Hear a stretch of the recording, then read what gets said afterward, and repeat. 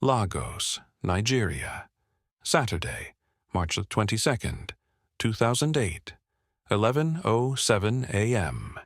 Imagine walking into a courtroom where truth should reign, but instead you hear words so hateful they shake the walls.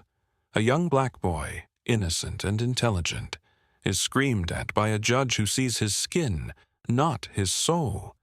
Imagine a world where justice is supposed to be blind, where the courtroom stands as a symbol of fairness, where every individual, regardless of color or background, is seen as equal before the law. Now imagine that same courtroom soaked in bias, where a gavel does not bring justice, but silence, where the robe does not shield impartiality, but masks personal hatred. This is not fiction. This is the real story of Zion Adeyemi. Zion was only 12 years old, a boy of boundless brilliance, a child whose mind held the power of a scholar twice his age. He walked into that courtroom not as a criminal, not even as an accused, but as a witness in a school disciplinary hearing that had spiraled out of proportion. He had been asked to testify about a schoolyard altercation. What happened next was never supposed to happen to any child, let alone one so innocent. The judge presiding over the hearing was Margaret Hollins, a woman with decades of experience, accolades, and the power to shape lives. But beneath that polished record lay something darker, a disdain she never voiced, but always showed. And that day, her disdain met Zion's courage. She looked at him, not with the curiosity adults often show precocious children, but with something else, something colder. Her tone, sharp. Her words, dismissive. Her eyes, unblinking. She questioned his intelligence, mocked his articulation, and reduced his entire being to one thing, his skin. Cameras were rolling. The courtroom was full. His classmates sat in silence. But her gavel drowned every gasp and every tear. Zion stood tall, though. He did not cry. He did not retreat. He spoke with a clarity that silenced even her. For every jab, he gave an answer. For every insult, he responded with truth. In the face of public humiliation, this boy became a symbol, not just of resistance, but of unshakable self-worth. This case would later make headlines. Civil rights lawyers stepped in. School officials were held accountable. But the real shift happened in the hearts of those who watched. People who had seen injustice before, but never through the eyes of a child so brave. Margaret Hollins faced consequences, not just professional, but personal. She became a face of outdated prejudice in an era demanding reform. Zion, however, rose. He received scholarships, mentorships, and most importantly, recognition for who he truly was. Not a victim, but a voice. Not a statistic, but a spark. His story is not just one of survival, it is one of triumph. A living reminder that even when the system falters, truth does not. So today, as we peel back the layers of this story, let it not just stir you. Let it shake you. Let it make you uncomfortable. Because change does not come from comfort. It comes from confrontation. And Zion's story confronts every lie we have told ourselves about fairness, equality, and justice. Comment, "Truth speaks louder than hate," if you are ready for karma to serve cold justice. This is not just a story. This is a movement. This is a mirror, and it demands that we all look in it. Zion Adeyemi was not like most 12-year-olds. He was a math prodigy from Aja, Lagos, a place where the streets pulsed with life, but few ever paid attention to the quiet brilliance of boys like him. Zion was the kind of child who solved problems for fun, who corrected teachers gently, who completed his homework before anyone else had even opened their books. He spoke Yoruba at home, English at school, and was teaching himself French through YouTube videos and borrowed library books. He was not just gifted, He was giving, always helping classmates, always staying behind to explain, always smiling. His mother, Mariam, was the heartbeat of his world. She worked tirelessly, cleaning offices at a law firm by day and sewing clothes by night, her fingers constantly moving, her body constantly tired, but her spirit unbreakable. She believed in Zion more than anyone ever had, and he knew it. Every meal she cooked, every fabric she hemmed, was a sacrifice wrapped in love. They had little, but they had each other, and in their tiny one-room apartment, dreams were allowed to be loud. One ordinary Tuesday, everything changed. After school, as Zion waited by the gate for his mother, he was called back inside.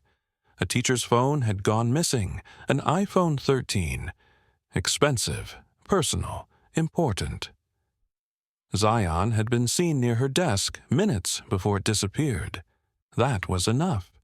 Zion sat in the headmaster's office, confusion clouding his usually sharp eyes. Why would I steal something I cannot even unlock? It is her fingerprint, he said, his voice steady, even as his hands trembled. The teacher narrowed her eyes. Do not play smart with me. You were the last one near my desk. There was no proof, no video, no fingerprint, just assumption, just accusation. But it was enough for the school to call the police. Enough for Zion to be taken into custody for questioning, escorted away in front of classmates, teachers, and strangers. A boy who had never known trouble suddenly found himself surrounded by it. When Mariam arrived, panic met helplessness. Her son sat alone on a bench at the station, small and silent. The officers told her a lawyer would be provided. They said it like it was a favor. In truth, it was a thread in a tangled system. The lawyer they assigned was Mr. Jide, a kind man with tired eyes and stacks of files too high to count.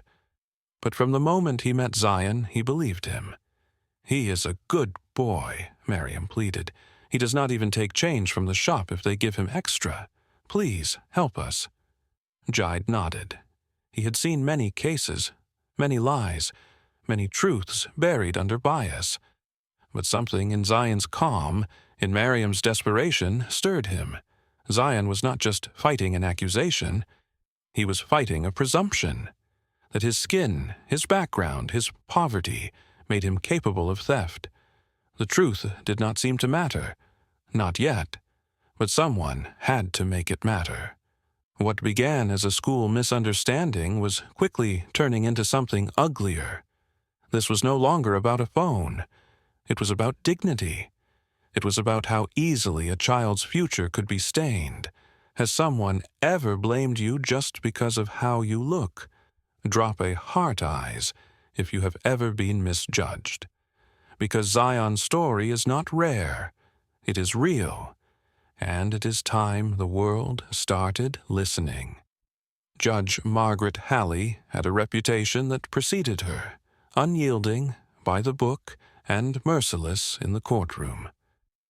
But beneath the hard shell of legal discipline, there was something more corrosive, a quiet prejudice that few dared name aloud.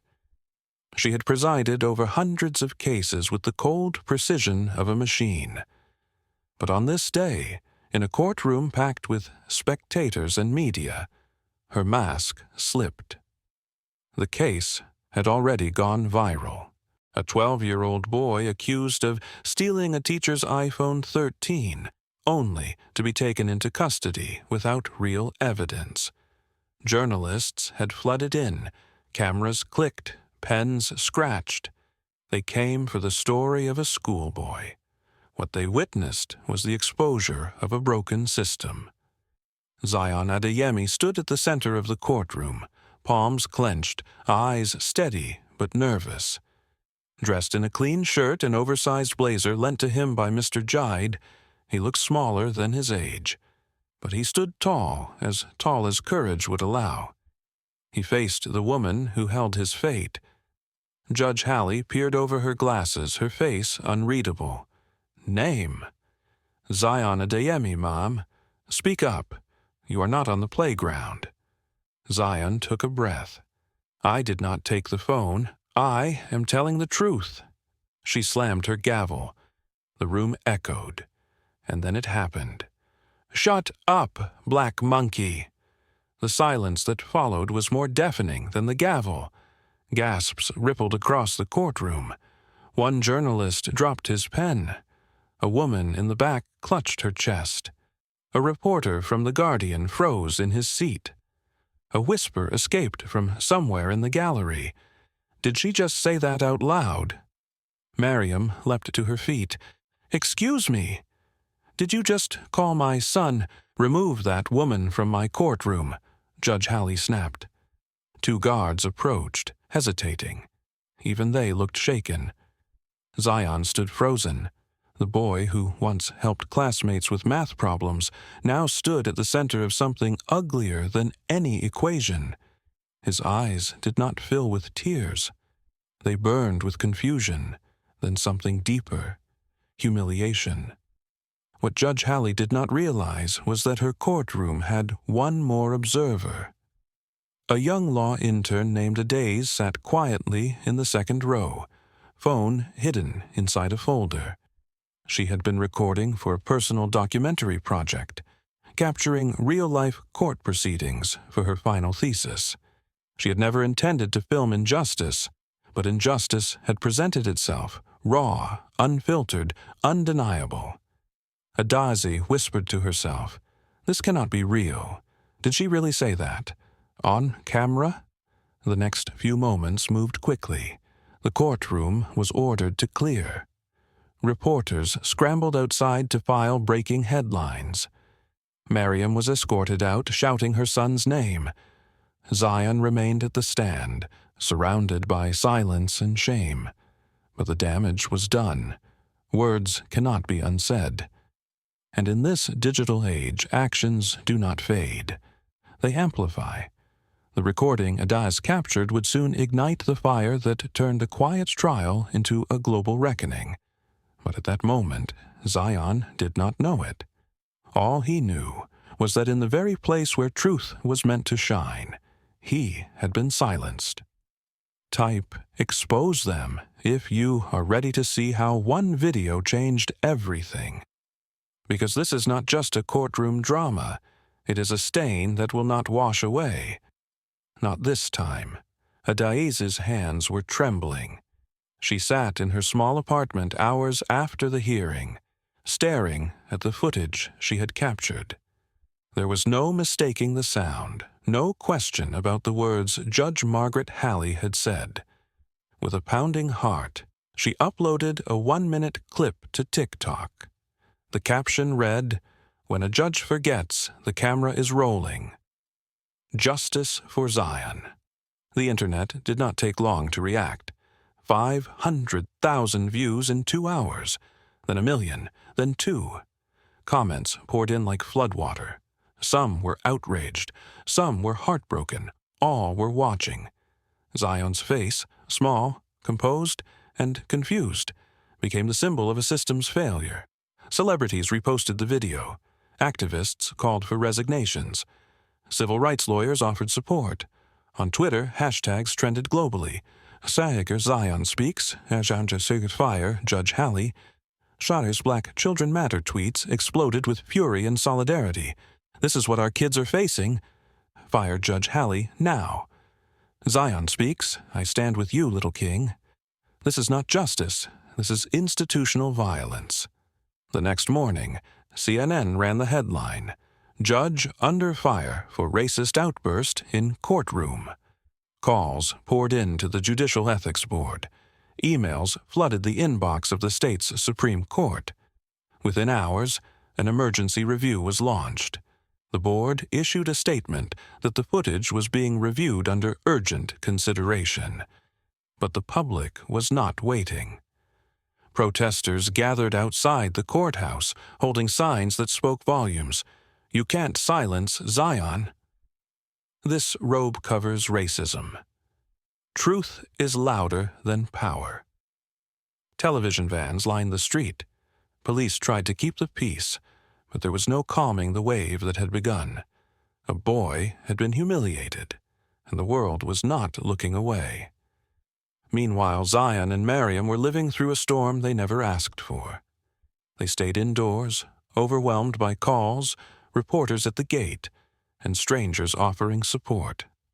One afternoon, they received an invitation to appear on a national talk show. It was a chance to speak, not as defendants or victims, but as truth-tellers. The show aired on a Friday evening. Millions tuned in. Zion sat beside his mother, dressed in the same blazer Mr. Jide had lent him. The host, known for fierce honesty, asked him gently, "Zion, what do you want people to know?" He looked into the camera and spoke, soft but clear. "I just wanted someone to believe me. I did not think the world would hear." Miriam took his hand.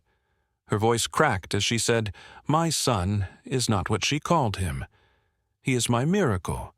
He solves puzzles faster than my phone. He reads at night with a torch. Because we do not always have light. He is more than their words." Tears flowed in the studio. On social media, messages of support came in by the second. Schools began to hold forums about bias. Law students discussed the footage in ethics classes. The moment was no longer just about one judge. It was about an entire culture of silence being broken. Type, "We hear you, Zion," to show him support. Because the world did not just hear, it listened. And it began to change. What began as a viral moment soon became a reckoning. The Judicial Ethics Committee, facing national pressure, launched a deep investigation into Judge Margaret Halley's past rulings. What they uncovered sent shockwaves through the legal system. Over 10 years, 13 official complaints of racial bias had been filed against Judge Halley. All had been ignored or quietly dismissed. More damning, 5 cases involving black teenagers, each sent to juvenile detention with flimsy or non-existent evidence, surfaced from court archives. Patterns were undeniable. Bias was no longer just suspected. It was documented. A special tribunal was established to address the matter publicly. Cameras were allowed. The country tuned in. This time, the judge would face her own judgment. Judge Halley, stripped of her bench, now sat at the defense table, a nameplate reading "Respondent" in front of her. Her once firm posture was cracked by stress. The tribunal room buzzed with anticipation. Zion was not present, but his voice lingered in every corner. The chair of the tribunal, a veteran of ethics law, leaned forward. "Judge Halley, do you deny using the term black monkey in open court on the date of the Adeyemi hearing?" Halley, lips pressed into a thin line, avoided eye contact. I do not recall. Perhaps the audio is being misinterpreted." Murmurs spread through the audience. Some shook their heads. Others stared in disbelief. But the moment everyone had waited for arrived swiftly. Adaz, the intern whose courage ignited this movement, stepped forward. She took her oath, calm, composed, and resolute. "I was in the courtroom. I recorded the hearing for a private documentary project. The video was never edited. The audio is clear. The world heard her." The tribunal nodded. A screen lowered. The courtroom clip played. Halley's voice echoed in the silent room. "Shut up, black monkey!" The air shifted. Gasps erupted. Reporters scribbled. Cameras zoomed in. Mouths dropped open. Even seasoned legal minds sat frozen in stunned silence. Halley's head lowered. There was no more defense, no more misinterpretation. The chair spoke clearly. "Judge Margaret Halley, based on the presented evidence and corroborated witness testimony, you are hereby suspended indefinitely, effective immediately, pending final disbarment procedures." A collective exhale swept the room. Justice had not been swift, but it had arrived. not in whispers or backdoor settlements, but in the open, where the system had once failed. Outside, crowds erupted in cheers as news broke across headlines. Judge disbarred after racist outburst against 12-year-old boy. Systemic bias exposed. Justice finally served. Zion and Mariam, watching from home, sat silently. No celebration, just relief, just closure. He looked at his mother and asked quietly, "Does this mean I can go back to school now?"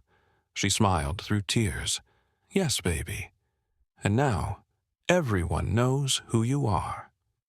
Comment "good riddance" if you believe racism has no place in a courtroom. Because this victory was not just Zion's. It belongs to every unheard voice, every silenced truth, and every child who deserves better from justice. The world had watched the fall of a powerful judge. But more importantly, it had witnessed the rise of a boy who refused to be silenced. Zion Adeyemi's case, once buried under assumption and bias, had become a national conversation. And now, it was time for resolution. In a press-filled courtroom months after the tribunal's ruling, the new head of the court called a special session. Cameras rolled again, not for scandal, but for something rare in the justice system: a public apology. The room stood as Zion entered. He walked with quiet confidence, no longer the hesitant child who had stood trembling before Judge Halley.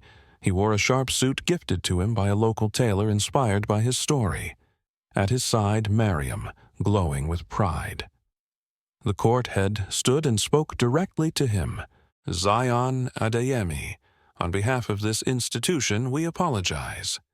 You were failed not once, but many times. But your courage reminded us of what justice is supposed to be. We thank you." The apology was broadcast live, and though it could not erase what had happened, it carved a new chapter in the story. One defined by acknowledgement, respect, and hope. Shortly after, the Lagos Human Rights Foundation awarded Zion a full academic scholarship. The announcement came with a heartfelt message. "Zion represents the brilliance we almost lost to silence. We will ensure that never happens again." Schools began to reference his story in curriculum. Panels on legal ethics included his case as required study. Lawyers cited the tribunal ruling in new motions against judicial bias. Zion had become more than a name. He was a precedent. Mariam, once a cleaner and seamstress who whispered prayers over her son each night, became a voice of her own. She was invited to speak at education summits, human rights forums, and university panels. She traveled across Nigeria, sharing the story of a mother's fight to protect her child within a system built to ignore him. At one such forum, she stood tall before an audience of parents and policymakers. "Strength is not just lifting burdens," she said. "It is holding your child's truth when no one else will." Zion, too, began speaking, mostly in schools, sometimes in interviews. He told his story not with bitterness, but with boldness. "You cannot silence me. Not anymore. Not ever." His words were immortalized in murals across Lagos, his face painted on walls as a symbol of youth power and justice. And then came the call from overseas. A production company had followed his story and pitched it to Netflix. The streaming giant confirmed the development of a docuseries titled Zion's Voice.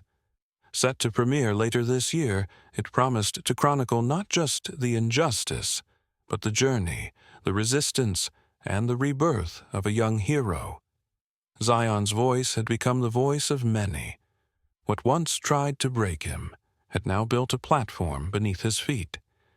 He often returned to his old school, not as a student, but as a mentor, helping kids with math, listening to their worries, telling them, "You are not small. They just want you to feel that way." Drop a loudspeaker if you will be watching the docuseries. Because Zion's story did not end in a courtroom, It began there, and now it speaks louder than ever. The final chapter in Zion Adeyemi's story did not unfold in a courtroom, a news studio, or a headline. It happened on a stage, in front of the people who mattered most, the next generation. The Youth Summit had drawn over 1,000 students from across Nigeria. They packed into a vast auditorium, buzzing with energy, stories, and dreams. And at the center of it all stood the boy who had once been silenced, now holding the mic with unshakable grace. Zion stepped forward. The crowd hushed. "They wanted me to feel like a thief," he said, voice calm, eyes clear. "But I walked out as a teacher, because I taught the world that silence is dangerous, but truth is loud." The room erupted. Applause thundered. Some stood, others wept. But the power of his words settled deep in every heart present. From the back of the hall, a voice rang out, a teenage boy, no older than Zion when his ordeal began. "Zion, you made me brave." Zion smiled, his voice steady. "Good, because we need more brave people. Not just to speak, but to listen. Not just to protest, but to protect." The summit was meant to inspire dialogue on youth justice reform, but what it became was a declaration of defiance and hope. Zion's presence turned the event into a living symbol of what change could look like when truth refuses to be silenced. He did not need to read from notes. Every sentence came from the core of his experience, from the fire of having once been unseen. He spoke of fear, not as weakness, but as the beginning of bravery. He spoke of his mother, not as a hero, but as a reminder that love is the most radical form of resistance. Miriam watched from the front row, eyes glistening. Every word her son spoke was stitched from the nights she stayed up sewing, praying, and believing. "You are not too young to matter," Zion continued, "and you are not too small to be heard. Never let them convince you otherwise." By the end of his speech, the auditorium felt transformed. Students lined up to thank him. Teachers hugged him. Organizers promised to take his words into policy rooms, board meetings, and classrooms. The moment was more than emotional. It was catalytic. In the days following, clips from his speech spread across social media. Influencers quoted him. Schools began to host student-led justice forums. Activists used his final lines as rally cries. And then came the mural. On the side of a school building in Aja, a towering portrait of Zion appeared, painted with the words beneath, "Truth is loud." Zion had once walked into a courtroom accused. He now stood on stages as an advocate. He had once been reduced to a slur. He now stood as a sentence the world would not forget. Comment, "I stand with Zion to let him and others know the world is listening." Because what happened to him could happen to any child. And what rose from him, that belongs to all of us. This was not the end. This was the mic drop before the next beginning. The courtroom may have gone quiet. The headlines may have faded. But the story of Zion Adeyemi is far from over. In fact, it is only just beginning. Judge Margaret Halley has been disbarred. Her name etched into legal history, not as a figure of justice, but as a symbol of what justice must never become again. Yet removing a judge does not dismantle a system. It does not erase decades of ignored complaints or children pushed aside because of how they look, speak, or dream. Zion's victory was never just about one case. It was about opening the door for 1,000 more. His voice, once trembling in the courtroom, has now echoed across the continent. From Lagos to Nairobi, from Johannesburg to Accra, people are asking harder questions and demanding louder answers. Students are rising. Parents are watching. Communities are pushing back, because truth, once spoken, cannot be unsaid, and Zion spoke it so clearly that no one could pretend not to hear. Legal reform panels have cited his case in proposals to mandate court recordings, ensure judicial reviews, and include anti-bias training for judges. Activists are using his story to campaign for justice systems that actually serve justice. His name has become a reference point in every conversation where courage and change intersect. But most importantly, his impact lives in the quiet changes. In the teacher who now listens more closely. In the principal who rethinks discipline policies. In the law student who studies harder, knowing that real lives hang in the balance. Zion's journey has not ended. He continues to speak, to mentor, to show up in spaces that once tried to shrink him. Every step he takes is a reminder. Children are not small truths. They are the loudest truths we must protect. So what now? We keep going. If this story moved you, if it made you feel anger, hope, or resolve, then stay with us. Because for every Zion, there are 100 others waiting to be heard. And on this channel, we do not just tell their stories, we amplify them. Want more stories where the underdog flips the script? Do not forget to subscribe and turn on that bell. Because every time you tune in, you are helping make sure another story like Zion's ends not in silence, but in justice. These stories are not fiction. They are proof that injustice has a weak spot, and that spot is exposure. So do not just watch, engage, share, shout. Stand beside those who stand alone, and to Zion, thank you. For your strength, your fire, and your voice. You reminded us what bravery looks like in its purest form. To everyone watching, this is your moment too. Stay loud, stay proud, stay woke. Until next time, let the truth be louder. Love